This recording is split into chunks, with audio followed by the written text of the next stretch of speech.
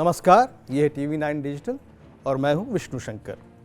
आज से हम आपके सामने पेश करने जा रहे हैं उत्तर प्रदेश के विधानसभा में चुनाव में सीटों का गणित। इस प्रस्तुति में रोज़ मेरा साथ निभाएंगे पार्थ यानी हमारे डाटा बाबू। हमारे डाटा बाबू भारत के चुनाव में वोटों के गणित के मास्टर हैं। इनके दिमाग का कंप्यूटर भारत के चुनावों, चाहे वो विधानसभा चुनाव हो या लोकसभा चुनाव, सभी में वोटों के समीकरण, वोटरों के रुझान को चुटकी बजाते सुलझा लेता है। इस प्रोग्राम यानी सीटों के गणित में हम उत्तर प्रदेश की ऐसी सीटों का विश्लेषण करेंगे जो खास हैं, उम्मीदवारों की वजह से या वोटरों के मिक्स के चलते। तो आइए आज शुरुआत करते हैं पश्चिमी उत्तर प्रदेश की महत्वपूर्ण विधानसभा सीट शामली से। शामली दिल्ली से 100 किलोमीटर की दूरी पर स्थित है और उत्तर प्रदेश के सहारनपुर डिवीजन का हिस्सा है। शामली की गिनती दिल्ली NCR में होती है। शामली उन स्थानों में शामिल है जिनकी भारतीय स्वतंत्रता संग्राम में भूमिका रही है। मराठा सैनिकों ने शामली को एक कैंटोनमेंट एरिया के रूप में विकसित किया था और बाद में गैरिसन की तरह इसका इस्तेमाल किया। 1857 की आज़ादी की पहली लड़ाई में ब्रितानी सेना से बचने के लिए शामली को एक बहुत सुरक्षित शरणस्थली माना जाता था। तो आज हम बात करेंगे शामली की विधानसभा क्षेत्र की। आइए देखते हैं शामली में सीटों का गणित। तो डाटा बाबू, सबसे पहले हमें ये बताइए, शामली विधानसभा क्षेत्र में वोटरों की संख्या का क्या गणित है? देखिए, वोटरों का संख्या ये क्या है, जाट और मुस्लिम डोमिनेटेड एरिया है। ठीक है, मैं एक मिनट आपको रोक रहा हूँ। मैं अपने दर्शकों को ये बता दूँ कि शामली में 3 उम्मीदवार हैं, तीनों जाट हैं, यानी कि यहाँ पर जाटों की जंग है। इसका मतलब हुआ बीजेपी से तेजेंद्र नरवल मैदान में है, RLD से प्रसन्न चौधरी और BSP से प्रसून चौधरी मैदान में है, यानी कि तीनों उम्मीदवार जो हैं वो जाट हैं। हाँ। अब आप बताइए। अभी देखिए, बीजेपी का जो कैंडिडेट है सिटिंग MLA है जी। अब RLD का जो कैंडिडेट है आपका प्रसन्न चौधरी, इनका थोड़ा पॉलिटिकल हिस्ट्री समझना पड़ेगा। जी बताइए। इन्होंने पहले BSP में था। इन्होंने जब पहले JDP इलेक्शन लड़ा तब BSP में था, तो फिर उसके बाद डिस्ट्रिक्ट का JDP प्रेसिडेंट बना, तब उन्होंने BJP में था। और अभी रिसेंटली, मतलब समझिए लास्ट ईयर अराउंड सितंबर अक्टूबर, उस टाइम में उन्होंने RLD ज्वाइन किया। ओके, ठीक है, तो काफी प्रभावशाली व्यक्ति है जी इस एरिया में, तो इनको RLD ने टिकट दिया है जी। और BSP का जो कैंडिडेट है प्रसन्न चौधरी, ये RLD में था।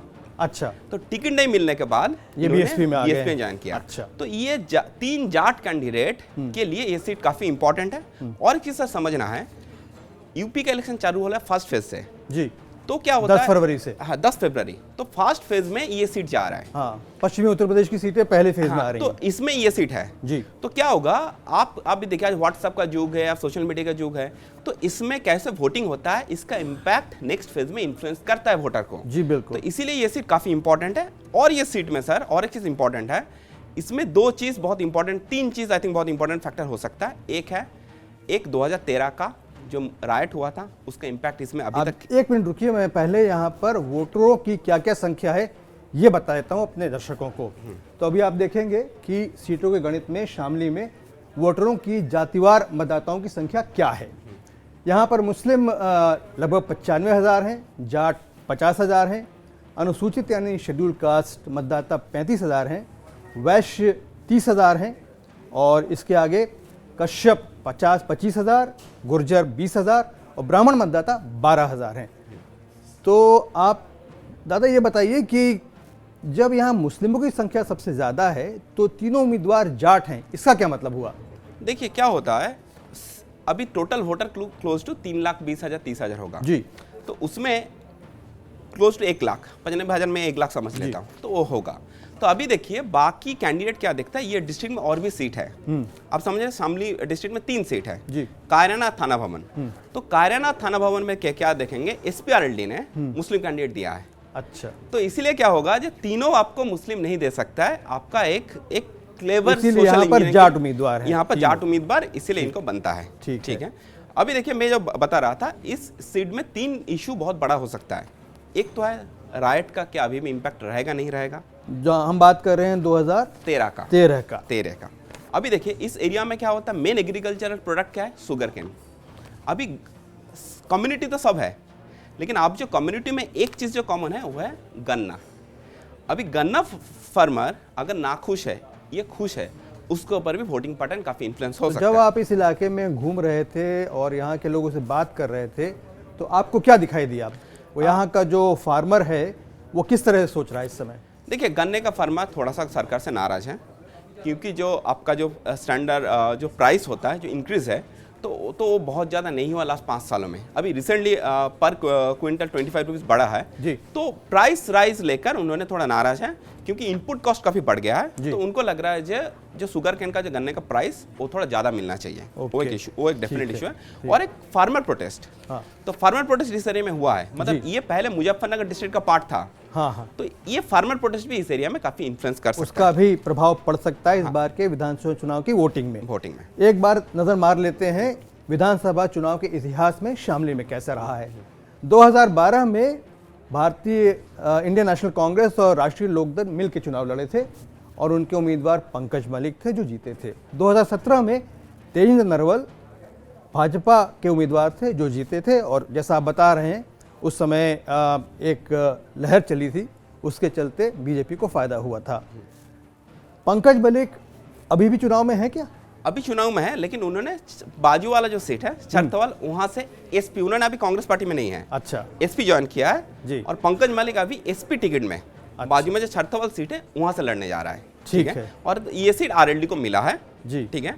तो और आरएलडी को इसलिए जाट कैंडिडेट दे रहा है, तो आरएलडी यहाँ पर इसलिए आपका जाट कैंडिडेट ही उतारा है। अच्छा, अब ये बताइए कि जो जाट लोग हैं, जाहिर सी बात है कृषि कानून के खिलाफ जो आंदोलन हुआ उसमें उनकी बहुत बड़ी भूमिका थी उस पूरे कानूनों को का विरोध करने में, तो उसका प्रभाव बता रहे हैं यहाँ पड़ेगा। हाँ, देखिए इक्वेशन जो हो रहा है जी, थोड़ा सा जो पब्लिक परसेप्शन है इस एरिया में आप अगर घूमेंगे, जब बीएसपी और Congress almost out of competition है, तो फाइट इज 2 कॉर्नर, मतलब आपका बीजेपी और एसपी आरएलडी के बीच में होगा। तो वहाँ पर मुस्लिम कम्युनिटी का वोट काफ़ी कंसोलिडेट होने जा रहा है एसपी आरएलडी का उम्मीदवार के लिए। अभी 95,000 हम लोगों ने कास्ट इक्वेशन जो बता रहा था, 95,000 आपका मुस्लिम वोट गिरेगा जी। अभी जो इंटरेस्टिंग है, मेरे लिए जो इंटरेस्टिंग रहेगा, 3 जाट कैंडिडेट है। हाँ। और उसमें क्या आरएलडी का जाट कैंडिडेट एक पास्ट बीएसपी, बीजेपी और फिर आरएलडी में आया है, तो एक हिस्ट्री है। हाँ। और बीएसपी का जो कैंडिडेट है वो आरएलडी से बीएसपी में गया है जी। और सिटिंग एमएलए भी जाट है, बीजेपी का है। तो जाट वोट किस तरीके से डिस्ट्रीब्यूट होता है उसके ऊपर है। अगर मुस्लिम वोट के साथ आरएलडी का 60% या 50% जाट वोट कर लेता है तो फिर ये सीट में इनको फायदा होगा। छोटा सा सवाल है, छोटा जवाब दीजिएगा। शेड्यूल कास्ट वोटर्स की यहाँ पे क्या भूमिका रहेगी? देखिए, शेड्यूल कास्ट वोटर क्या है, उन्होंने जो आरएलडी का कैंडिडेट जी, उन्होंने बीएसपी से बीजेपी में गया था, बीएसपी छोड़ा था, तो हम लोगों ने जब घूमा तब लगा था जो उन्होंने थोड़ा नाराज है, मतलब आरएलडी के सिंबल से, बट वो बीजेपी को भी वोट करने में बहुत एंथुसियास्टिक नहीं है। तो शायद बीएसपी को या चंद्रशेखर रावत जब कैंडिडेट आपके अनुमान के हिसाब से यहाँ पर अभी किस उम्मीदवार को बढ़त है? अभी देखिए, मुस्लिम और जाट वोट का बेसिस में आरएलडी उम्मीदवार को यहाँ पर आगे अभी बढ़त है, ऐसा आपका आकलन है। ठीक है, अब हम अगले विधानसभा सीट की तरफ जाएंगे जो है बुढ़ाना। हमारे विश्लेषण का आज का दूसरा विधानसभा क्षेत्र जो है वो बुढ़ाना है, जो उत्तर प्रदेश के मुजफ्फरनगर जिले और लोकसभा सीट का हिस्सा है। यहाँ का सबसे मशहूर परिवार भारतीय किसान यूनियन के नेता महेंद्र सिंह टिकैत का है, और किसान नेता राकेश और नरेश टिकैत इसी परिवार की अगली पीढ़ी हैं। तीनों कृषि कानूनों के विरुद्ध जो आंदोलन चला था उसका बुढ़ाना केंद्र रहा था, खासकर 26 जनवरी के बाद, जब राकेश टिकैत को जब वहाँ से बॉर्डर से दिल्ली के हटाने की कोशिश कर रही थी पुलिस, तो वो रो पड़े थे। उसके बाद ऐसी बाजी पलटी कि राकेश टिकैत के हाथ में पूरे कृषि कानून के विरोध में जो आंदोलन चला था उसकी बागडोर राकेश टिकैत के हाथ में चली गई। तो डाटा बाबू, ये बताइए कि इस समय जब आप बुढ़ाना में घूम रहे थे तो आपको वहाँ की फिजा कैसी लगी? देखिए, ये बहुत प्रेस्टीज फाइट होने जा रहा है। अच्छा, ये इलेक्शन, क्योंकि कैंडिडेट और कोई होगा, फाइट होने जा रहा है ticket brothers versus Sanjeev Baliyan. Okay, जो अभी वहाँ पर सिटिंग एमपी हैं। सिटिंग एमपी है जी। तो इसीलिए बुढ़ाना सीट हम लोगों ने भी चूज कर रहा है, क्योंकि प्रेस्टीज फाइट में सब लोग खुद का दांव खेलेंगे जी। ठीक है, बहुत हाई प्रोफाइल सीट है, बहुत फाइट होगा यहाँ पर। कैंडिडेट उतना मैटर नहीं करेंगे। अच्छा। इन दोनों का बीच में फाइट होगा। अभी क्या है समझ लीजिए, इधर जो इंटरेस्टिंग बात है, जो टिकट ब्रदर्स जो कोशिश कर रहा है कि जाट वोट एक कंसोलिडेट करने के लिए। अभी मैं आपको एक बार अपने दर्शकों को यहाँ पर जातिवार मतदाताओं की संख्या बता देता हूँ। मुस्लिम बुढ़ाना में करीब 1,20,000 हैं, जाट 70,000 हैं, कश्यप 30,000 हैं और त्यागी 20,000 हैं। इसके अलावा अगर आप देखेंगे तो सैनी वोटर्स की संख्या लगभग 15,000 है, पालगड़िया 15,000 हैं और ब्राह्मण लगभग 10,000 हैं। तो दादा आप बता रहे थे जाट वोटरों के बारे में यहाँ पर भी, तो ये बताइए। तो देखिए जैसे शामली में हम लोग बता रहे थे जी, ये सीट में भी ऑलमोस्ट सेम है। आप देखेंगे 1,20,000 और 70,000, तो 1,90,000 और 2 लाख आपका जाट मुस्लिम और जाट हो गया, मुस्लिम और जाट तो उन्हीं का यहाँ पर प्रभुत्व है। हाँ, तो total voter close to I think मेरे हिसाब से 3,70,000 का करीब होगा जी, और उसमें समझ लीजिए 2 लाख ऑलमोस्ट ये दोनों कम्युनिटी का वोट है।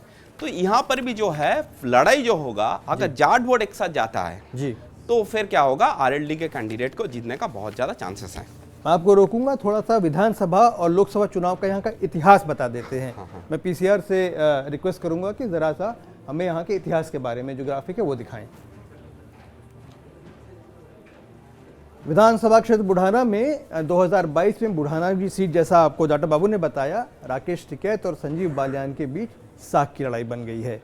यहाँ पर 2012 में विधानसभा चुनाव में नवाजिश आलम खान जो समाजवादी पार्टी के उम्मीदवार थे वो जीते थे, और 2017 में जब जैसा डॉक्टर बाबू ने बताया कि जिस तरह का माहौल था उसका लाभ बीजेपी को मिला था, उसके चलते उमेश मलिक जीते थे। और लोकसभा चुनाव में आप अभी देखेंगे कि 2014 और 2019 दोनों में संजीव बालियान यहाँ पर विजयी रहे थे। एमपी बना था, एमपी लोकसभा सीट में। तो उनकी मैंने अब आप बता रहे थे कि ये जो है मूंछ की लड़ाई बन गई है संजीव बालियान और राकेश टिकैत के बीच में। आपको अभी याद होगा कि अभी संजीव बालियान 2 दिन पहले ही राकेश टिकैत से मिल के आए हैं, तो इसको आप किस तरीके से देखते हैं? क्या उन्होंने कुछ उनके ऊपर उनसे कोई अनुरोध किया होगा कि वो किस तरीके से अपने समर्थकों से बात करें या क्या करें? देखिए उधर अब ये देखेंगे आप जाट कम्युनिटी के अंदर भी गोत्र में अभी कभी कभी इलेक्शन हो जाता है जी, ठीक है। तो टिकैत का गोत्र अलग है आई थिंक, और बलियान जी का उनका गोत्र अलग है जी, ठीक है। तो देखिए अभी जो कर रहा है, मुझे जितना लग रहा है, जो अगर कृषि कानून जब रिटर्न किया गया तो क्या होता है, जो स्टैंड था बीजेपी का ऑल अक्रॉस अगेंस्ट, मतलब जो फार्मर्स प्रोटेस्ट कहेंगे, वो थोड़ा सॉफ्ट कर रहा है, क्योंकि जब सॉफ्ट नहीं होगा तब तक जाट वोट टूटेगा नहीं, ठीक है। तो शायद जो मिलने गया वो एक सिग्नल देने के लिए, जो देखिए हम लोग काफ़ी सॉफ्ट है फार्मर्स के लिए, जो हुआ था शायद थोड़ा गलती हो गया, ठीक है। ये मैसेज एक नैरेटिव बिल्ड करने की कोशिश। प्रधानमंत्री ने जब कृषि कानूनों को वापस लेने की बात की थी तभी भी ये कहा था कि हम किसी वजह से किसानों के बीच में अपनी बात पहुंचा नहीं पाए। लेकिन मेरा सवाल ये है, क्या जो जाट मतदाता है पश्चिमी उत्तर प्रदेश में, हमने अभी शामली को देखा और अभी बुढ़ाना के बारे में बात कर रहे हैं, क्या प्रधानमंत्री और बीजेपी का जो मैसेज है वो जाटों के बीच में जा रहा है, उनके दिमाग में घर कर रहा है कि नहीं? देखिए उधर अभी सिचुएशन थोड़ा कॉम्प्लेक्स है। जैसे आप देखेंगे जाट कम्युनिटी में अभी लग रहा है कि पहले जितना पॉलिटिकल पावर मिल रहा था वो पॉलिटिकल पावर अभी नहीं मिल रहा है। मतलब देखिए कृषि कानून डेफिनेटली फैक्टर है, अभी प्रधानमंत्री रीच आउट कर रहे हैं वो भी फैक्टर है, लेकिन साथ में जो फैक्टर आपको कंसिडर करना पड़ेगा वो है, देखिए जे जाट का जो पॉलिटिकल पावर था वो शायद कहीं ना कहीं पर थोड़ा कम दिखाई दे रहा है, तो वो एक इश्यूज़ है, ठीक है। तो इसलिए मुझे लग रहा है कि जाट यूथ जो है वो बहुत ज़्यादा जैन चौधरी का पीछे रैली कर रहा है, जो जाट यूथ है। अच्छा। और अभी देखेंगे जो जाट, उनका भी आईटी सेल वगैरह काफी स्ट्रांग हो गया। आप देखेंगे ट्विटर में रेगुलर स्पेस कर रहे हैं, व्हाट्सएप ग्रुप है, सोशल मीडिया हैंडल में बहुत एक्टिव है। और उनका देखिए जो वीडियो अभी सबसे ज्यादा सर्कुलेट हो रहा है वो है जैन चौधरी जब हथरास जाने वाला था तब पुलिस के साथ जो इंसिडेंट हुआ था वो वीडियो जा रहा है, और ये कहीं ना कहीं पर ये लोग एक जाट प्राइड में लेना। तो आप क्या ये बोलेंगे कि यहाँ पर भी आरएलडी का जो उम्मीदवार है उसको अभी बढ़त मिली? देखिए डेमोग्राफी के लिए, क्योंकि 1,20,000 मुस्लिम है जी। अभी इधर बीएसपी ने मुस्लिम कैंडिडेट उतारा, हाजी मोहम्मद अनीस चौधरी उतारा। अभी उन्होंने अगर वोट नहीं काट पाया तो फिर क्या होगा आप समझ लीजिए, अगर 70-80% मुस्लिम वोट एक साथ पड़ता है और आपका जाट वोट टिकैत ब्रदर्स वगैरह है इन्फ्लुएंस करेगा, तो जाट वोट अगर 60% गिरता है तो फिर क्या होगा, ये सीट दूसरे को जीतना बहुत मुश्किल लगता है, ठीक है। तो दोनों सीट में मुझे जो लग रहा है, जो शामली और बुधन आज जो हम लोग डिस्कस किया डेमोग्राफी का हिसाब से, ठीक है, तो अगर जाट वोट जो सर्वे वगैरह में देखा हूं, 50 मुसलमान और जाट वोट अगर एक साथ पड़ता है तो उसमें आरएलडी या जो भी एसपी का उम्मीदवार होगा उसको एडवांटेज अभी दिख रहा है। ये दोनों सीट में तो एडवांटेज दिखाई दे रहा है। डॉक्टर बाबू आपका बहुत बहुत धन्यवाद। तो सीटों का गणित में आज यहीं तक। अगर आपको ये कार्यक्रम अच्छा लगा हो तो इसे लाइक और शेयर करो, हमारे यूट्यूब चैनल को सब्सक्राइब करें। सीटों के गणित में अभी यहीं तक। हमारे साथ जुड़ने के लिए धन्यवाद।